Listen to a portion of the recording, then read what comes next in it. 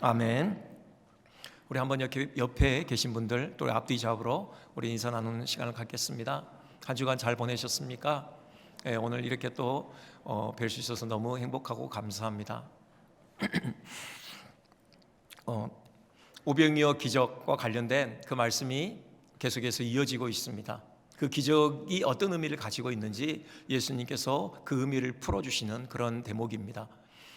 단지 굶주린 배를 채워주는 그런 목적을 넘어서죠, 심오한 의미가 있는데요, 바로 예수님께서 하늘에서 내려온 생명의 떡이다, 이 사실을 가르치시고자 하시는 그런 소중한 의도가 있으셨던 것입니다.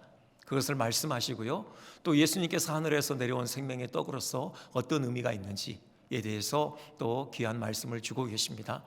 오늘 한번 이 본문을 중심으로 예수님께서 하늘에서 내려온 생명의 떡이라, 그게 어떤 의미를 가지고 있는지 우리 한번 생각을 하겠습니다. 먼저 생각할 것은요, 예수님께서 우리에게 공급하시는 그 생명은 영원한 생명이라는 것입니다. 영생이라는 거죠. 이 영생이 무엇인지 살피기 전에 먼저 헬라어에서요, 생명이라고 번역될 수 있는 단어가 두 가지가 있다는 사실, 우리 그거부터 생각을 해보겠습니다. 똑같이 생명이라고 번역되지만 그 질적인 차이가 있습니다. 먼저 하나는요, 비오스라고 해요. 비오스요. 이것도 생명이거든요. 근데 이 생명은 육체적인 생명입니다. 우리가 심장의 박동이 느껴지는데 이 심장의 박동이 유지되는 동안, 뛰는 동안 유지되는 그 육체적인 목숨, 이 바로 비오스에 해당되는 그 내용입니다. 이것도 물론 중요하죠. 하나님께서 우리에게 허락하신 생명입니다. 하지만 중요한 것은 이것만 우리가 바라봐서는 안 된다는 겁니다. 하지만 세상에 이 육체적인 생명만 전부라고 생각하는 그런 분들이 많이 있죠. 그래서 이 육체적인 생명을 더 풍성하게 가꾸는 일에 그냥 온갖 힘을 다 기울이는, 그것을 인생 전부의 목표로 삼고 있는 그런 사람들이 많이 있습니다. 그건 문제죠. 사실 유대인들이요, 예수님을 찾아왔어요. 그러니까는 오병이어 그 기적이 있던 그 현장에 그 다음날 그들이 찾아갔거든요. 그런데 예수님을 만날 수가 없었죠. 이리저리 찾다가 그들이 배를 타고 바다 건너 가버나움까지 온 겁니다. 거기서 드디어 예수님을 만나요. 너무 반가웠죠. 예수님께 그렇게 인사를 건네요. 선생님, 언제 이곳까지 오셨습니까? 그런데 예수님께서 그들을 반갑게 맞이하시는 게 아니라요, 오히려 책망을 하셔요. 너희가 나를 찾은 것은 표적을 본 까닭이 아니요 떡을 먹고 배부른 까닭이다. 분명히 책망이죠. 그들이 예수님을 찾아온 이유가 뭐라고요? 바로 떡 때문이었다라는 것이죠. 어제 먹었던 그 떡 다시 먹고 싶은 거죠. 다시 하나님, 그 예수님께서 그들에게 기적적인 식탁을 베풀어 주시기를 기대했던 것이죠. 그런데 생각해 보면요, 여러분, 우리가 예수님께 떡 구하는 거 그거 잘못입니까? 예수님 말고 우리가 누구에게 우리가 떡을 구하겠습니까? 하나님께서 허락하신 이 육체적인 생명을 사는 동안 이 육체적인 생명을 유지하기 위해 떡이 필요한 것은 분명한데 우리가 그 떡을 당연히 예수님께, 하나님께 구해야 되는 것 아닙니까? 예수님께서 직접 우리에게 그런 기도의 제목을 주셨어요. 떡을 위해서 기도하라고 예수님 말씀하셔요. 주기도문에 나오는 대목 아닙니까? 우리에게 일용할 양식을 주옵시고, 그렇게 기도하라고 하셨어요. 거기서 흥미로운 것은요, 죄사함이라든가 시험에 빠지지 않게 해주십사, 그리고 악에서 건져주시라는 그런 영적인 필요, 그것에 앞서서 일용할 양식, 곧 육적인 필요를 구하라고 예수님께서 직접 그렇게 말씀을 하셨잖아요. 그러니 떡을 구하는 것 그 자체는 잘못이라고 할 수 없어요. 그러면 뭐가 문제였을까요? 유대인들이 그 육체적인 생명, 그것만을 전부로 여겼다라는 겁니다. 그 다른 종류의 생명은 생각지 않고 오직 그 육체적인 생명, 그것을 유지하고 그것을 더 풍성히 가꾸는 일, 그것을 위해서 예수님께 떡을 구한, 바로 그 사실에 대해서 예수님께서 잘못이라 지적하시는 것이죠. 여러분, 이 땅의 육체적인 생명, 곧 비오스로만 구성된 그 인생은 참으로 허무합니다. 예수님께서 너희들이 언제까지 썩을 양식을 위해서 일할 거냐, 또 그런 책망을 하시거든요. 육체적인 생명만으로 구성된 인생, 그것은 허무한데요, 그것은 언젠가는 쓰러지고 마는 인생이라는 거죠. 아까 우리 권사님 찬송하실 때 목숨 앞에 이슬 같은 목숨이다, 그런 찬송의 가사가 있더라고요. 여러분, 인생이 길어봤자 100년이요 요즘엔 120년이라고 하는데, 하지만 끝이 있는 겁니다. 마지막 이 호흡이 끊어질 그날은 모두에게 찾아오는 것이죠. 사실 100년 그렇게 길지 않아요. 여러분 경험하고 계시잖아요. 어제 그 족구 연습이 있었어요. 노예 체육대회를 위해서 족구 선수로 불려가서 어쩔 수 없이 아침에 참여를 했는데요. 거기에 이제 목사님들 그다음에 장로님들이 와서 같이 연습하는데 한 선배 목사님께서 운동하시면서 그런 말씀하시더라고요. 야, 예전에는 안 그랬는데 왜 이렇게 몸이 말을 안 듣지? 시간이 지나면서 어떤 세월의 흐름을 운동장에서 느끼시는 거죠. 여러분 다 그런 느낌 받지 않으십니까? 가는 세월 우리가 붙잡을 수 없는 거죠. 언젠가는 이 호흡이 끊어질 그날을 우리가 맞이하게 됩니다. 평균 수명이요 다 채운다는 보장 없어요. 오직 하나님만 아시는 거죠.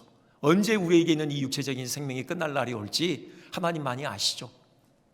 인생의 허무함은 단지 그 길이 때문에만 오는 것은 아니죠.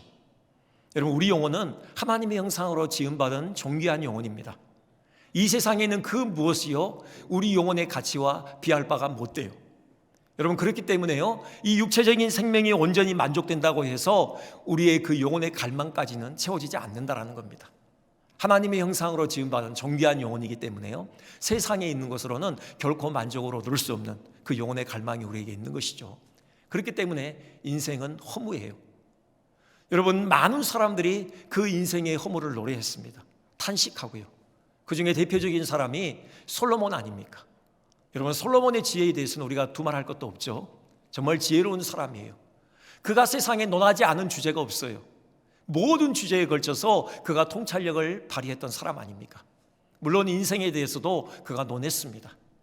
그에게 주어진 그 탁월한 지혜로 그가 인생에 대해서요 결론을 내리는데 그 결론이 뭡니까? 헛되고 헛되며 헛되고 헛되니 모든 것이 헛되도다. 전도서 1장 2절 말씀이죠. 여러분 그가 이 탄식을 내뱉는 데 있어서 단지 다른 사람이 쓴 책 몇 권 읽고 나서 얻은 인생에 대한 통찰이 아니에요. 그는 직접 경험했습니다. 그 어느 누구보다도요 인생의 풍요로움을 즐겼던 사람 아닙니까? 권력, 명예, 돈, 쾌락 그 모든 것들을요 그는 최고의 경지에서 경험을 했던 사람이에요. 그런 경험에서 우러나온 그 인생에 대한 통찰, 그것이 바로요 인생은 헛되다라는 거예요. 허무하다라는 거예요. 그때 저 인생은요 비오스 오직 육체적인 생명으로만 구성된 인생을 의미하는 겁니다. 여러분 그런데요 이 인생을 참으로 복되게 만드는 이 육체적인 생명을 참으로 의미 있게 만드는 생명이 있어요. 그 생명이 뭐냐? 헬라어로요 조에라고 해요. 조에. 이것은 영적인 생명입니다. 바로 예수님께서 주시고자 하시는 그 영원한 생명이에요. 하나님의 생명과 잇닿아 있는 그 생명이죠. 여러분 이 영생이 주어질 때요 바로 이 조회가 있을 때 비오스마저도 빛나고 의미 있게 되는 것입니다. 이 영생이 뭘까? 여러분 문자적으로 풀어보면은 영원히 산다 그런 의미죠. 근데 그런 문자적인 의미로만은 이 영생의 의미를 다 담보할 수 없습니다. 다 표현해낼 수 없어요. 사실 영원히 그 존재가 지속된다, 이건 누구에게나 해당되는 바예요. 여러분 불신자들도요 부활해요. 예수님께서 이 땅에 다시 오실 때 이 세상이 끝날 때요 모두가 다 부활합니다. 물론 신자가 부활하고요 불신자들도요 무덤에서 일어나와요. 그런데 그들의 부활은요 심판의 부활이죠. 영원한 불구덩이로 그 존재가 던져지는 겁니다. 차라리 존재가 멸절되면 좋겠죠. 행복할 겁니다. 근데 영원히 그 존재가 지속되는 거예요. 그 타는 불구덩이에서 고통당하면서 말입니다. 그러니까는 영원히 존재가 지속된다, 이것이 영생이다. 이건 그 영생의 의미를 충분히 담아내지 못한 그런 뜻풀이입니다. 그렇다면은 영생을 충분히 담아내려면은 여러분 뭐가 필요합니까? 바로 영생이란 하나님 앞에 사는 삶을 의미하는 거예요. 하나님과의 화평한 관계를 이루는 겁니다. 그분의 그 선하신 얼굴빛을 배웠고요 그분의 그 인자하신 얼굴빛을 배우며 그분과 함께 사랑의 교통을 나누는 삶, 이것이 바로 영생인 것입니다. 여러분 우리가 예배를 마칠 때 반드시 들어가는 순서가 있죠. 그게 축도 아닙니까? 축복 기도요. 목사가 하나님께서 주신 권위를 가지고 여러분에게 복을 비는 겁니다. 하나님께 복을 비는 거죠. 여러분을 위해서요. 그냥 그 내용이 목사 임의대로 정하는 게 아닙니다. 성경에 근거해요. 여러분 생각해 보세요. 성경에 근거한 내용으로 하나님의 말씀을 기초로 해서 복을 빈다. 그것이 의미하는 바는 뭡니까? 그 축도의 내용이야말로 우리 인생의 최고의 복이라는 거죠. 하나님께서 우리에게 인정하시는 최고의 복은 그 축도의 내용이 담고 있다는 겁니다. 여러분 그게 뭡니까? 고린도후서 13장 13절이죠. 주 예수 그리스도의 은혜와 하나님의 사랑과 성령의 교통하심이 너희 무리와 함께 있을지어다. 여러분 이것이 우리가 누릴 수 있는 최고의 복입니다. 하나님의 사랑, 그리스도의 은혜, 성령의 교통하심이 우리와 함께 있는 거예요. 이걸 한마디로 줄이면 뭡니까? 하나님의 임재죠. 하나님의 임재.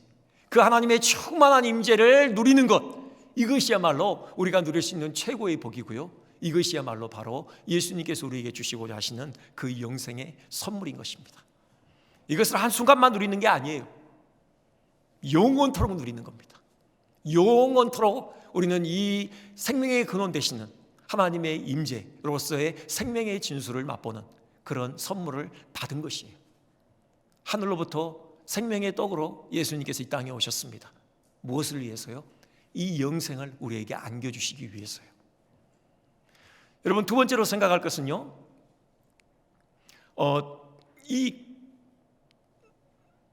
먼저 잠깐만 이렇게 한 가지만 더 생각할 것은, 여러분 이 영생이 가지고 있는 그 특권이 얼마나 큰 것인가 한 가지 좀 예를 들어드리고 싶습니다. 그 백악관에 그 보좌관들 있잖아요. 그 중에 한 사람이 그 정신과 의사를 찾아갔습니다. 근데 정신과 의사와 한참 상담을 하는데 그 의사가 결론을 내리기를 당신은 정신 이상은 아닙니다. 그런데 묘한 어떤 그런 증세가 있긴 있군요. 그 묘한 증세가 뭐냐? 그게요, 그 백악관 출입증이 있잖아요. 그게 없으면은 그 불안함을 느낀다라는 거예요. 그래서요, 놀러 갈 때는 뭐 당연히 가지고 가는 거고요. 심지어는 잠잘 때 이렇게 취침을 위해서 침대에 들어갈 때도 그는 그 백악관 출입증을요 꼭 안고 잔다라는 거예요. 심지어는요 목욕탕에 들어갈 때 그때도요 그 줄로 그 출입증을 매 가지고요 맨몸으로 그 출입증 메고 들어간다는 거죠. 그런데 신기한 것은 그 대부분의 의사가 다 알아봤는데, 많은 백악관의 그 보좌관들을 조사해 봤는데 같은 증세를 가지고 있다는 거예요.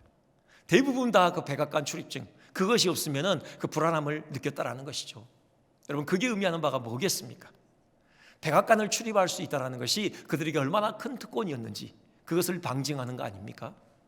세상의 어떤 세계의 권력이라고도 할 수 있는 그 대통령과 한 자리에서 함께 시간을 보낼 수 있다는 그 특권이 그들에게는 더없이 소중한 것이었죠. 그 특권을 상징하는 백악관 출입증, 여러분 그것이 그토록 소중했던 것입니다. 다시 말씀드리지만 여러분 하나님의 임재 앞에 사는 것, 이것이 우리에게는 최고의 특권이에요. 여러분 그 특권을 누렸으면 좋겠습니다. 매 순간순간 그 하나님의 충만한 임재, 그 영생의 그 복이 무엇인지를 경험하셨으면 좋겠어요. 다시 아까 그 두 번째로 가서요, 여러분 그렇다면은 정말 이 영생의 이 소중한 복을 누리는 그 비결이 무엇인가? 그건 딱 하나예요. 예수님께서 우리에게 말씀하시는데요, 생명의 떡이신 예수님을 먹으라는 겁니다. 좀 더 구체적으로요, 예수님의 살을 먹고 예수님의 피를 마시라는 거예요. 여러분 이것만이 그 예수님께서 공급하시는 영원한 생명을 누리는 유일한 비결이라는 것입니다. 예수님의 살과 피를 먹고 마신다, 그게 뭘 의미할까? 유대인들은 이걸 오해했죠. 이걸 물리적으로 이해했습니다. 그래서 그들이 그렇게 수군거리잖아요. 불평을 늘어놓잖아요. 아니 어떻게 우리가 저 사람이 어떻게 우리에게 살을 줘서 우리를 먹게 하느냐, 어떻게 저 사람이 우리에게 피를 줘서 그 피를 마시게 하느냐, 이건 말이 안 된다 라고 이렇게 서로 이렇게 불평을 늘어놔요. 그러더니 결국 예수님을 떠나버렸잖아요. 물리적인 차원에서 이해하라고 주신 말씀이 아니에요. 그런데 또 우리 시대에 이걸 물리적으로 이해한 그룹이 있습니다. 로마 가톨릭이요. 여러분 로마 가톨릭의 그 성찬에 대한 이해를 아십니까? 그 떡을 베풀잖아요. 근데 그 떡이 성찬식 때 그게 예수님의 살로 변한다고 믿어요. 네. 그러니까 사제가 기도하면은 그 하는 순간 그 떡이 예수님의 피로 살로 변해버리는 거죠. 그래서요 그 떡을 먹으면 뭐 믿음과 상관없이 누구나 다 예수님의 살을 먹는 거예요. 그래서 예수님이 살이 주는 그 구원을 얻는다고 그렇게 생각을 하는 겁니다. 요즘에는 어쩐지 모르겠지만 예전에는요, 가톨릭에서요, 그 성찬식 때 포도주는 주지 않았어요. 일반 회중에게 나눠주지 않아요. 왜 그렇겠습니까? 포도주도요, 예수님의 피로 변해버리거든요. 그런데 포도주를 나누다가 혹시라도 포도주 한 방울이라도 바닥에 떨어져 봐요. 그럼 뭐가 떨어지는 거예요? 예수님의 피를 흘리는 거예요. 예수님의 피를 떨어뜨리는 겁니다. 그렇기 때문에 그걸 방지하기 위해서 아예 포도주는 안 줬던 거죠. 떡만 줬어요. 물리적으로 이해한 거죠. 여러분, 그건 아닙니다. 예수님께서 살과 피를 먹고 마신다, 뭐 그런 차원에서 예수님이 하신 말씀은 아니죠. 그럼 뭡니까? 뭐가 예수님의 살과 피를 먹고 마시는 겁니까? 그건요, 믿음이죠. 예수님을 구주로 믿는 거예요. 근데 이 믿음은요, 단지 그냥 뭐 머리로만 이해하는 믿음이 아니라 우리 온 인격을 다해서 예수님을 믿는 거예요. 예수님께서 나를 위해서 살을 찢으시고 예수님께서 나를 위해서 피를 흘리신 그 사실을 믿는 거죠. 여러분, 이것은요, 단지 역사적으로 예수님께서 나를 위해서 십자가 피 흘리셨더라, 이 정도로 그냥 동의하는 수준이 아닙니다. 그럴 수가 없어요. 정말 예수님께서 나를 위해서 십자가에서 살을 찢으시고 나를 위해서 피 흘리셨다, 이 사실을 정말 받아들인다면요, 여러분, 우리는 감흥이 없을 수가 없죠. 여러분, 예를 들어서요, 명량해전, 여러분 잘 아시잖아요. 12척 남은 그 배 가지고요, 그 많은 함대를 이끌고 쳐들어온 그 왜군들 그냥 아주 통쾌하게 무찔렀잖아요. 우리 역사적인 사실로 믿죠. 그리고 그 사실을 우리가 받아들일 때마다 우리 안에 통쾌함이 있잖아요. 어떤 뿌듯함, 자부심이 있잖아요. 하물며 예수님께서 우리를 위해서 십자가에서 살을 찢으셨다고요. 우리를 위해서 피 흘려주셨어요. 그렇게 해서 하나님과의 관계를 회복시키시고 우리에게 영생의 선물을 안겨주셨어요. 여러분, 이 사실이 역사적인 사실임을 믿을진데 이것이 어찌 우리의 정서를 동요시키지 않겠습니까? 어찌 우리가 거기에 대해서 감격하지 않겠습니까? 여러분, 성찬의 은혜가 그거잖아요. 왜 성찬에 특별한 은혜가 있습니까? 이 십자가의 사실을 우리가 온몸으로 우리가 체감하고 받아들이는 그 순간이기 때문이죠. 떡이요, 물론 예수님의 살로 변하지는 않습니다. 하지만요, 우리가 믿음으로 떡을 받아 먹으면요, 그것은 예수님의 살을 먹는 거예요. 우리 이로요, 우리를 위해서 찢기신 예수님의 살을 씹는 순간이라고요. 우리를 위해서 그 살을 찢기신 그 살을 우리 이로 씹으면서요, 어찌 우리가 감격하지 않을 수가 있냐고요. 어찌 우리가 그 은혜에 감사하지 않을 수가 있냐고요.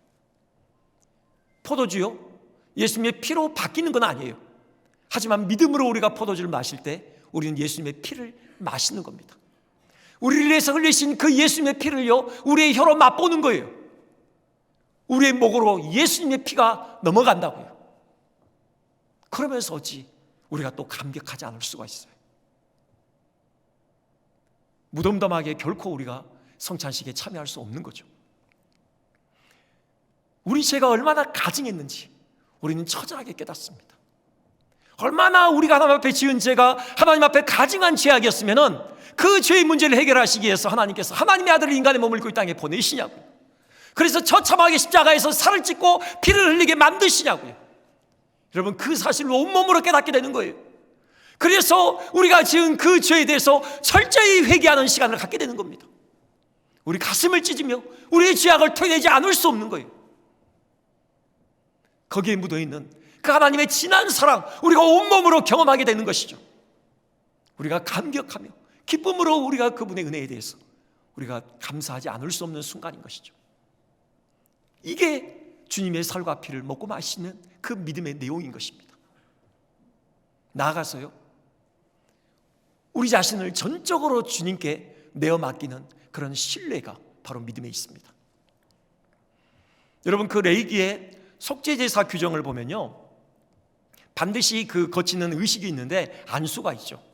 그러니까 속죄제사를 드리기 위해서 짐승 가지고 오잖아요. 그러면 그 짐승을 잡기 전에 안수하잖아요. 손을 머리에 얹는 거죠, 짐승의 머리에.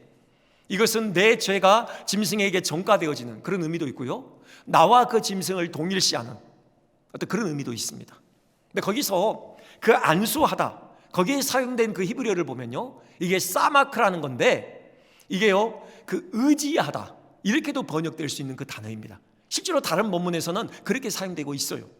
그러니까 학자들이 그걸 해석할 때 그냥 손을 가볍게 얹지 않았을 것이다.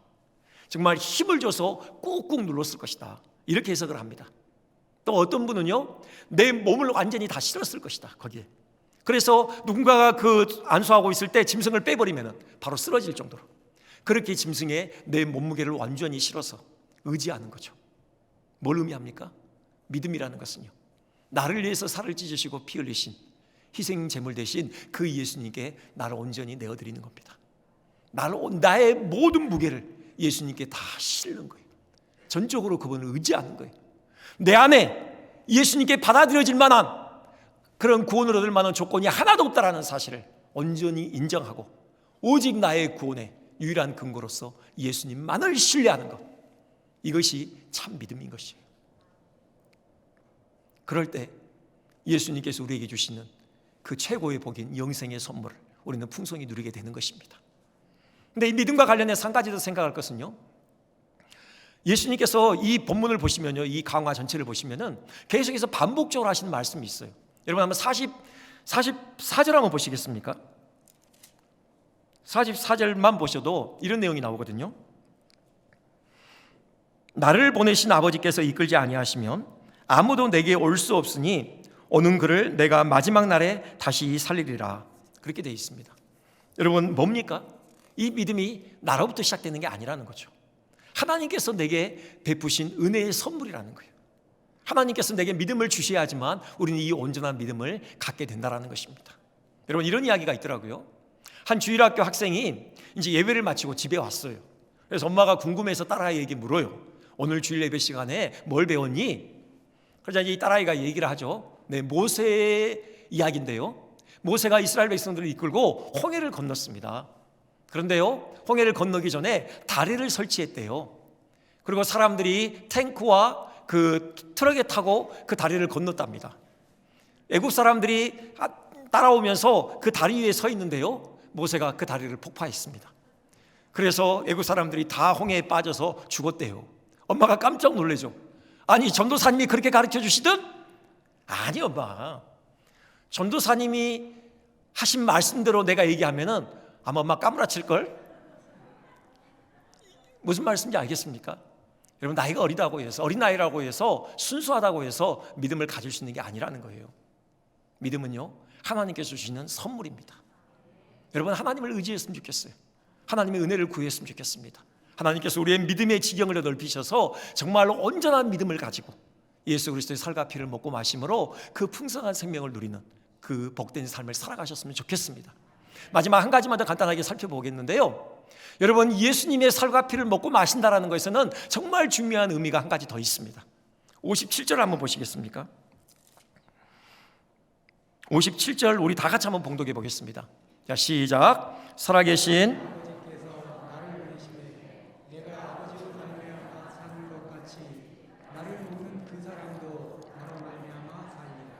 아멘. 여기 보면요, 그러니까 주님의 살과 피를 먹고 마신다라는 것은 곧 생명의 증거자로서의 사명을 감당한다는 의미가 이 안에 담겨 있어요. 예수님께서 하나님께 보냄을 받아 이 땅에 오셨어요. 하늘에서 내려오셨죠. 뭘로요? 생명의 떡으로요. 세상에 생명을 주시기 위해서 이 땅에 보내심을 받아 오셨고 그 사명을 신실하게 감당하셨습니다. 이제요, 예수님께서 우리에게 그 사명을 수여하시는 거예요. 부여하시는 거예요. 우리가 예수님께 보내 이 땅에 서 있는 겁니다. 뭘로요? 우리가 생명의 떡으로요. 물론 예수님처럼 그렇게 온전한 의미에서 생명의 떡이라는 말이 아니라 예수님의 그 생명의 떡을 먹고 마신 사람들로서 세상의 참 생명이 무엇인지를 증거하는, 그 생명을 전달하는 전달자로서 우리는 생명의 떡으로 이 땅에 보내심을 받았다는 겁니다. 이 사실을 우리가 기억해야 돼요. 여러분 우리는 지금도 세상에 많은 사람들은 이 육체적인 생명이 전부인 줄 알고 그 허무한 인생 붙들고 실험하며 그렇게 안타깝게 세월 보내는 사람들 많이 있습니다. 그 사람들에게 정말로 참 생명이 무엇인지를 증거해야 될 사명이 우리에게 있는 것입니다. 우리 입술을 통해서 생명의 떡이신 예수님을 증거해야죠. 나아가서 우리의 삶을 통해서 진정한 생명이 무엇인가를 우리가 삶을 통해서 그들에게 맛보게 해줘야 돼요. 여러분 영생에 대해서 아까 의미를 설명했는데 제가 다 설명드리지 못했습니다. 반드시 이 부분이 첨부화돼야지만 영생의 그 온전한 의미가 살아나는 거예요. 뭐냐고요? 수평적인 측면이요. 하나님과 수직적으로 관계가 회복되는 것, 이것도 영생의 중요한 것입니다. 하지만 영생은요, 수평적인 차원을 또 담보하고 있어요. 하나님 앞에서 우리 모두가 함께 더불어서 화평한 관계를 누리는 것, 이것이 바로 영생이에요. 이것을 분명하게 보여주고 있는 것이요, 시편 133편입니다. 한번 보여주시겠습니까? 보라, 형제가 연합하여 동거함이 어찌 그리 선하고 아름다운고. 쭉 넘어가서요, 거기서 여호와께서 복을 명령하셨나니 곧 영생이로다. 영생이 뭐냐고요? 형제가 연합하여 동거하는 거예요. 여러분, 이게 영생이에요. 사실 오병이의 사건을 통해서요, 예수님께서 영생이 무엇인가를 우리에게 상징적으로 보여주셨어요. 하나님 앞에요, 하나님이 공개하시는 그 식탁에 온 사람들이 다 같이 모여 둘러 앉았잖아요. 10,000명이 넘는 사람들이요. 거기에는 다양한 계층의 사람들이 있었어요. 많이 배운 자, 적게 배운 자, 많이 가진 자, 덜 가진 자, 남자, 여자, 남녀, 나이 많은 사람, 나이 적은 사람, 다양한 계층의 사람들이 다 하나님께서 베푸신 한 상에 둘러 앉았던 것입니다. 하나님께서 베푸시는 그 생명의 떡을 함께 받아 먹고 마시는, 여러분, 이 광경이 연출됐던 거예요. 이것이 예수님께서 우리에게 안겨주시고자 하시는 진정한 영생인 것이에요. 우리 교회가 살아내야 될 영생입니다. 우리 교회가 세상에 보여줘야 될 영생이에요. 여러분, 세상은 외로움에 고통하고 있습니다. 그런 통계를 봤습니다. 전체 세상이 여러분 외로움으로 고통하고 있고요, 우리나라도 외로워 그렇게 토로하는 사람들이 53%래요. 그런 통계가 있습니다. 여러분, 그 외로움의 근본 원인이 뭐냐? 그렇게 통계적으로요, 재밌는 어떤 그런 요인을 얘기하는데, 사회적인 어떤 요인인데 상대적인 박탈감이에요. 여러분, 그렇잖아요. 세상이 워낙 경쟁이 치열하잖아요. 그리고 세상은요, 그 자기가 가지고 있는 걸 가지고 그 사람의 가치를 매겨요. 그렇기 때문에 어떻게 되는지 더 많이 갖기 위해서 이해를 쓴다고요. 그런데요, 출발선 자체가 달라요. 부의 대물림이 점점 심해지고 있는 그런 사회 현상이잖아요. 사회적인 양극화가 점점 심해져요. 그렇기 때문에 도무지 따라갈래야 따라갈 수 없는 그런 처절한 현실을 경험하게 된다고요. 상대적인 박탈감이 심해져요. 그렇기 때문에 외롭대요. 여러분, 이런 괴로움을 토로하고 있는 세상에 그들에게 우리가 진정한 생명이 무엇인지를 우리가 어떻게 보여줄 수 있습니까? 가진 것에 의해서 사람의 가치를 매기는 게 아닙니다. 누구든지 우리가 용납해주고 누구든지 받아들여주는 거예요. 여러분, 그렇게 경쟁이 치열하기 때문에 마음을 나누고 얘기할 수 있는 사람들이 없대요. 점점요. 누구든지 여러분, 그 사람들이 얘기를 들어주고 공감해주고 위로해주고 격려해주는 그런 공동체가 돼야 되는 것이에요. 하나님 앞에 한 상에 둘러앉아 서로 먹고 마시며 그 정말 형제가 연합하여 동거하며 어찌 그리 아름다운지 세상에 보여줄 수 있는 그런 공동체가 돼야 돼요.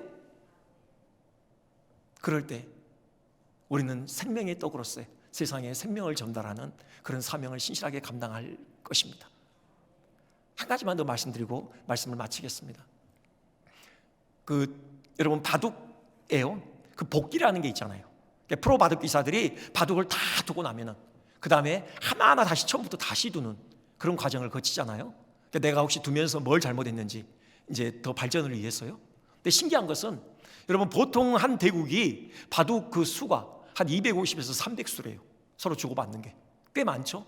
근데 그걸 하나도 틀리지 않고 다 그걸 그대로 완전하게 복귀해내는 거예요. 신기하죠.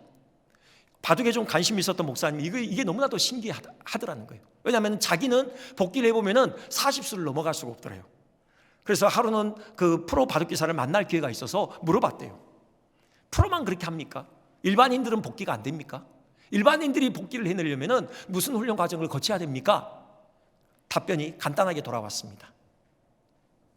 의미 있는 바둑 알을 두는 겁니다. 우리가 복귀해낼 수 있는 것은 우리가 바둑 하나를 둘 때 우리가 의미를 생각하고 두었기 때문입니다. 무슨 말인지 이해가 되십니까? 그들이 복귀한 것은 단지 그 300개가 넘는 그 수를 그냥 순서를 외운 게 아니에요. 그들은 의미를 연결해 간 겁니다. 내가 이렇기 때문에 여기다 뒀지, 내가 이렇기 때문에 여기다 뒀지, 내가 이렇기 때문에 여기다 둔 거야. 그 의미 있는 바둑의 어떤 그 수는요, 자연스럽게 기억이 되는 거예요. 의미 있는 것만 살아남는 겁니다. 우리의 삶 길지 않습니다. 여러분, 이 땅에서의 삶, 의미 있는 삶이었으면 좋겠어요. 그러기 위해서요, 생명의 떡이신 그 예수님 증거하는 여러분 이 일에 우리의 삶을 전폭적으로 드렸으면 좋겠습니다. 우리 같이 기도하겠습니다.